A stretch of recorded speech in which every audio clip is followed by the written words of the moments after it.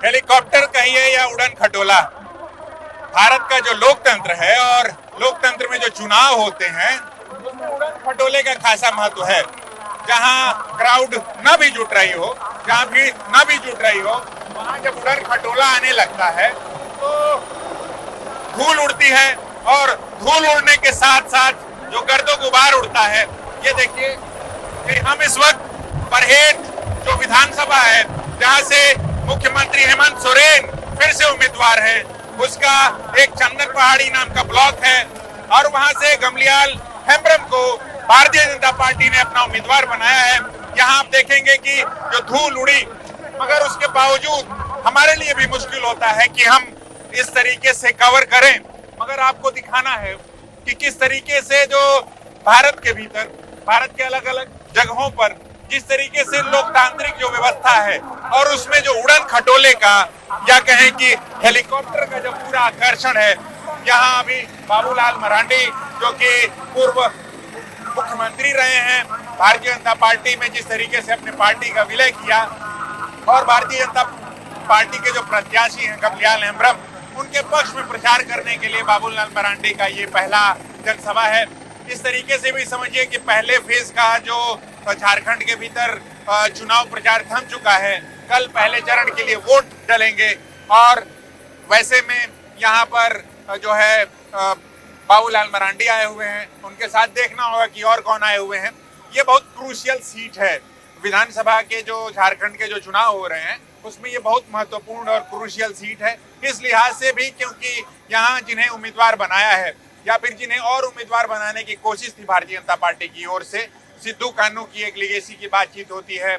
आदिवासी जनजीवन और पॉलिटिक्स को जो जानते हैं, समझते हैं, उस लीगेसी को, उस विरासत को जो जानते समझते हैं, वो इस बात को खूब समझते हैं कि जो ये बरहेट विधानसभा है और संथाल परगना का ये जो पूरा इलाका है वो किस तरीके से महत्वपूर्ण है। हेमंत सोरेन यहीं से चुनाव लड़ते और जीतते रहे हैं, तो हम वो हेलीकॉप्टर दिखाने की कोशिश में लगे हैं आपको।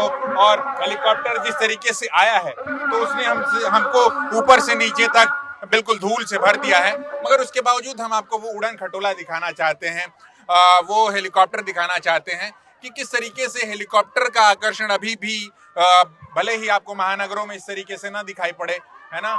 यहाँ महिलाएं हैं चारों ओर से, यहाँ इतनी भीड़ नहीं थी, मगर हेलीकॉप्टर आकर के जब एक बार दो बार घूमता है इधर से उधर और जब अपना मूवमेंट लेता है तो जहां तहां से लोग उड़न खटेलों को देखने के लिए, हेलीकॉप्टर को देखने के लिए चले आते हैं। और उड़न खटेलों को लेकर के मुझे एक पुरानी बात, लालू प्रसाद जो कि मुख्यमंत्री रहे बिहार के, तो संयुक्त बिहार के भी रहे, उनका एक स्टेटमेंट है, from the back of the buffalo to the gut of the helicopter, that is democracy. मतलब आप इस बात को समझिए कि भैंस की पीठ से मैं उड़न खटोले में या हेलीकॉप्टर में चला आया और यही लोकतंत्र है।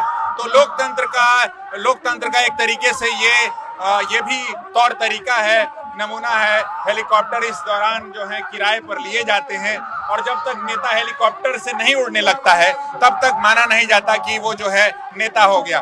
तो ये एक चीज जो है हम दिखाने की कोशिश में है। बाबूलाल मरांडी को आप स्पष्ट तौर पर देख सकते हैं और हम कोशिश भी करेंगे कि बाबूलाल मरांडी से इस चुनावी सभा के बाद ये उनका अभिवादन कर रहे हैं जो कि यहाँ के स्थानीय लोग हैं। और जो तौर तरीका है, आदिवासी तौर तरीका, जैसे आप लोटा देखेंगे, एक महिला जो है लोटा लेकर के जो है वो खड़ी हैं और उनका अभिवादन कर रही हैं। जिस भी तरीके से वो ट्रेडिशनल तौर तरीका है कि वही हम आपको भी दिखाने की कोशिश में लगे हैं। ये और आगे बातचीत भी करेंगे बाबूलाल मरांडी जी से सभा जब खत्म होगी तो। ये चूंकि ये दूसरे चरण का जो वोट डलना है, अब दूसरा चरण बहुत क्रूशियल हो गया है, तो उस लिहाज से भी हमने जो है उनसे बातचीत करेंगे कि पहले चरण में क्या देख रहे हैं, कितना कॉन्फिडेंट है Bharatiya Janata party. thefollowup.in like, share and subscribe www.thefollowup.in